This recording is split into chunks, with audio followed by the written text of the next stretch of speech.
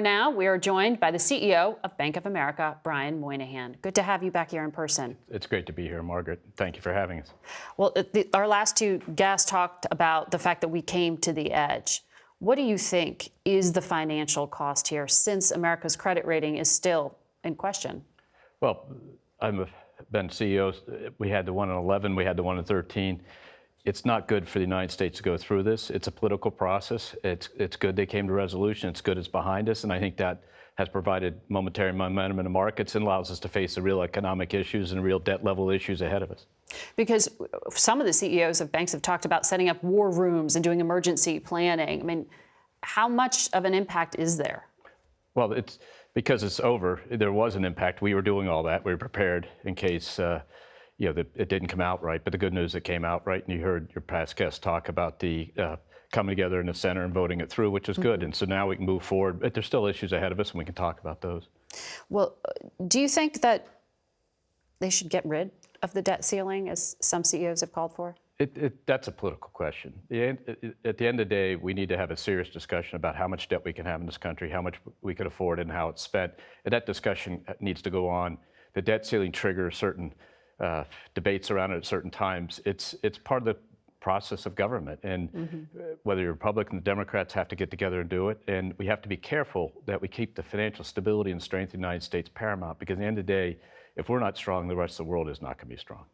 Well, let's talk about that strength, because the Federal Reserve is predicting a mild recession on the horizon. What are you seeing there in terms of how the consumer is behaving and where we might be seeing any kind of slowdown? So the last time I was here was the end of last year, and we predicted a recession this year. We moved it out. It's basically third quarter this year, fourth quarter this year, into first quarter, a mild recession. And unemployment gets up in a high 4% range, still very low by historical norms. And that's our core prediction. As you think ahead of it, what's going on now is the impact of the Fed's tightening has had its effect. So consumer spending, 22 over 21 by Bank of America consumers, $4 trillion plus a year, was up 9%. Year to date, it's up about 5%. In the month of May, it was up about 4% over last May. So it's slowing down. That level is more consistent with a 2% growth economy and a 2% inflation economy, not a 4% inflation level economy, 4 to 5%. So the Fed is getting the consumer spending level in line. And now we have the jobs report and other things which send some confusing and ambiguous messages. But the reality is the activity of the consumer is more in line with what the Fed wanted, because the rate increases and other aspects have had their effect. Quantitative tightening has had an effect. You just gestured to this, that the prediction of recession keeps getting pushed out. It's basically like economists keep getting surprised by some of the data out there. Is the prediction that going into this presidential election year ahead of us, that we will be in the midst of a recession?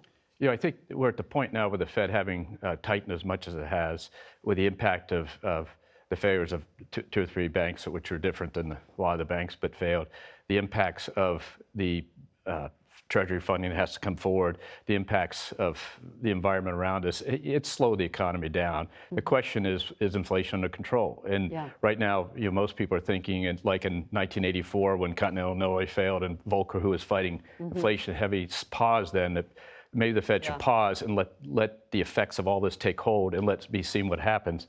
But at the end of the day, that has a slight recession, or is a slight recession. We're going to finish this thought on the other side of the break. Stay with us. Welcome back to Face the Nation. We're back with the CEO of Bank of America, Brian Moynihan. I want to pick up on something you indicated earlier when you said the Fed had accomplished something. You said recently the Fed won the war. Is that the war against inflation? Well, the inflation's tipping over, but one of the toughest things for the Federal Reserve is the power of the U.S. consumer. And they were employed, they were earning more money, and they were spending. And what you're seeing is that's tipping down. That's a key component to actually getting inflation under control. Because if the unemployment's at all-time lows, people are getting 5, 6, 7% wage increases, and on a multi-year above the rate of inflation, and a 1 year not. That creates a hard job for the Fed to slow that down, because the U.S. economy is so consumer-led. They have won that battle. They've won that battle. Inflation's tipping over, but importantly, you can see the U.S. consumer activity slowing down, which then, if you project that out, ought to bring inflation down to match it. With one of the impacts of the banking turmoil we just went through, for lack of a better term, we're hearing about credit tightening up. What are you doing to tighten up lending standards? How much harder is it for consumers to come out and borrow money? At Bank of America, we have responsible growth. We've been driving for a decade. We don't really change lending standards that much given different types of cycle. But just to give you a sense, the consumer credit quality in our industry is very strong. Most of us are reporting numbers now that are below 2019, which is a multi-decade low in consumer credit costs. So that's good news. Lending has tightened largely because of two factors. Beginning late last year, just the feeling that a recession, everybody was predicting a recession and going into recession. People tend to tighten credit standards, tougher covenants and things like that. And then the second thing is the disruption caused the capacity to lend to come down, which again is as they pulled money out of the banking system and into the Federal Reserve as cash or into the overnight repo facility, and deposits have come down, part of the monetary tightening, there's less engine in the engine room to lend. And then so that causes banks to be more careful when they lend and who they lend to and how much they lend. And so that's tightened credit standards pretty dramatically. And it's more expensive to get a mortgage. It's more expensive because rates went up. When the Fed raises rates, they're trying to slow down borrowing capacity, and in the most housing and autos and things are most rate sensitive come down the quickest. And then things like mortgage loans, 90% of consumers are locked into a mortgage loan below 5%, so that slows down. And but home buying and other things kind of bounce around until everybody gets used to rate cycle and then it moves back up. We were in a very low rate cycle for 15 years, and that's a little bit what's confusing people. Are you slowing down your hiring right now?